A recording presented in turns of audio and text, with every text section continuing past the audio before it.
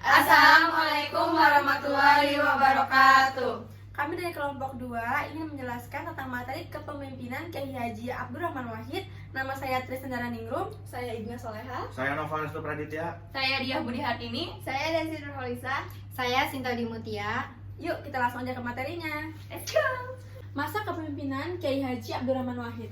Kyai Haji Abdurrahman Wahid atau akrab kita sapa sebagai Gus Dur adalah tokoh muslim Indonesia dan pemimpin politik yang menjadi Presiden Indonesia keempat dari tahun 1999 sampai 2001. Ia menggantikan Presiden B.J. Habibie setelah sudah dipilih oleh MPR hasil pemilu 1999. Penyelenggaraan pemerintahannya dibantu oleh Kabinet Persatuan Nasional. Masa kepresiden Abdurrahman Wahid dimulai pada 20 Oktober 1999 dan berakhir pada sidang istimewa MPR pada tahun 2001. Tepat pada 23 Juli 2001, kepemimpinan digantikan oleh Megawati Soekarno Putri setelah mandatnya dicabut oleh MPR. Selanjutnya, bagaimana proses menjabatnya? Awalnya, Gus Dur merupakan tokoh intelektual Indonesia yang sangat menonjol dan sangat disegani. Tokoh yang sudah dari 15 tahun menjabat sebagai Ketua Umum Pengurus Besar Nahdlatul Ulama atau NU, pada sidang paripurna MPR ke-12, pidato pertanggungjawaban Presiden Habibie ditolak oleh MPR melalui mekanisme voting.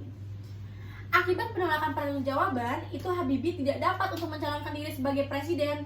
Akhirnya, munculnya 3 calon diantaranya yaitu Abdurrahman Wahid, Megawati Soekarno Putri, dan Yusril Ihza Mahendra. Namun, pada tanggal 21 Oktober dilaksanakan, Yusril Ihza mengundurkan diri karena itu sisa 2 calon presiden yang maju dalam pemilihan yaitu Gus Dur dan Megawati. Dari hasil pemilihan presiden yang dilaksanakan secara voting, Gus Dur terpilih menjadi Presiden Republik Indonesia pada tanggal 21 Oktober 1999. Dilaksanakan pemilihan wakil kemudian dimenangkan oleh Megawati. Lalu ditetapkan pada tanggal 25 Oktober 1999 Presiden Abdurrahman Wahid dan wakilnya yaitu Megawati Soekarno Putri. Bagaimana kondisi ekonomi dan politiknya?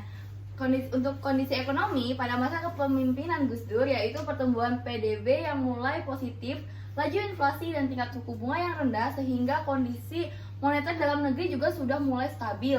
Hubungan pemerintah dengan IMF juga kurang baik yang dikarenakan masalah seperti amandemen Undang-Undang Nomor 23 Tahun 1999 mengenai Bank Indonesia, penerapan otonomi daerah, kebebasan daerah untuk pinjam uang dari luar negeri, dan revisi APBN 2001 yang terus tertunda.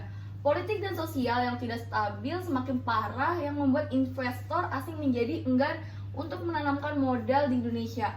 Makin rumitnya persoalan ekonomi ditandai lagi dengan pergerakan indeks harga saham gabungan atau IHSG yang cenderung negatif, bahkan merosot hingga 300 poin dikarenakan lebih banyaknya kegiatan penjualan daripada kegiatan pembelian dalam perdagangan saham di dalam negeri. Pada masa kepemimpinan Presiden Abdurrahman Wahid, pada masa kepemimpinan Presiden Abdurrahman Wahid pun belum ada tindakan yang cukup berarti untuk menyelamatkan negara dari keterpurukan.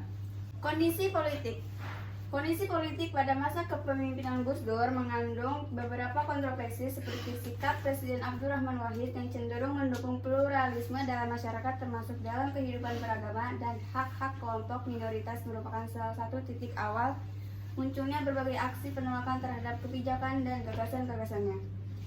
Presiden Abdurrahman Wahid melontarkan gagasan kontroversial yaitu gagasan untuk mencabut TAP MPRS nomor 25 tahun 1966 tentang larangan terhadap Partai Komunis Indonesia dan penyebaran Marxisme dan Leninisme. Gagasan tersebut mendapat tantangan dari kalangan Islam termasuk Majelis Ulama Indonesia, namun beliau mengurungkan niatnya. Kebijakan ekonomi dan politik yang pertama, pembubaran Departemen Penerangan dan Departemen Sosial.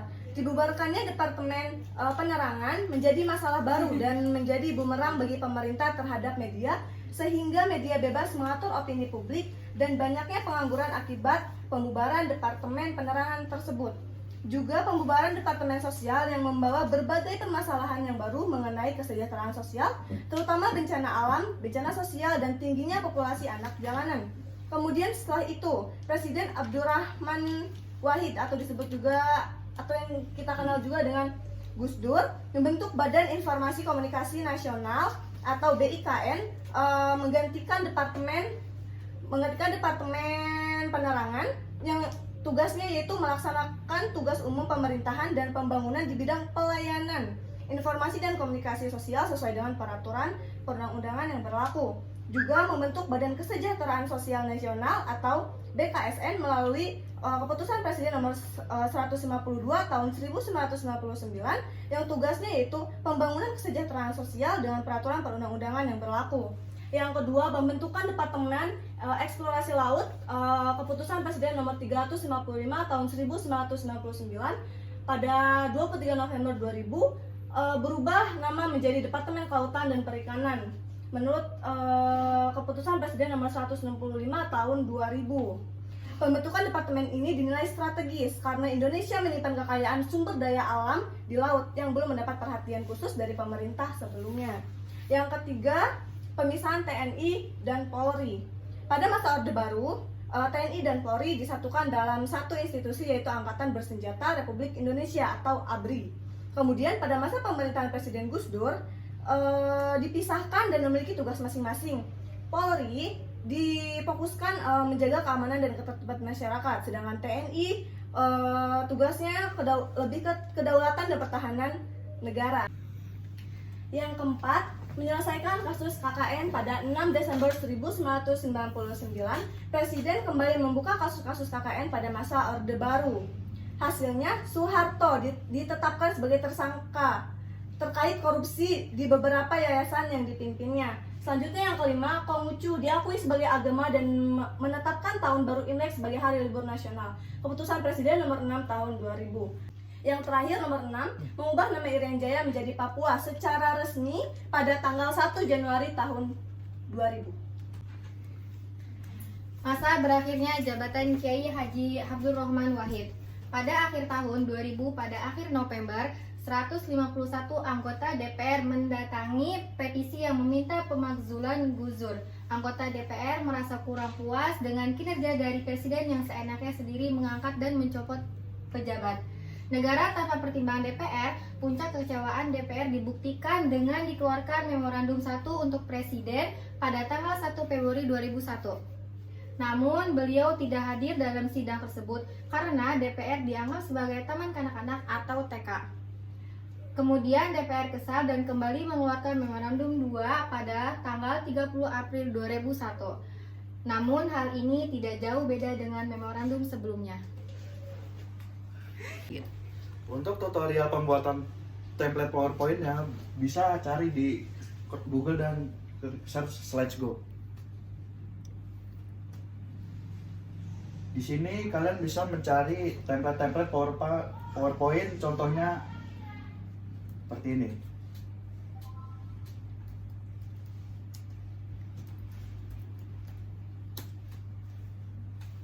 Di sini akan ditampilkan macam-macam template PowerPoint seperti contohnya yaitu yang ini, dan pencet download tombol ini dan pencet PowerPoint.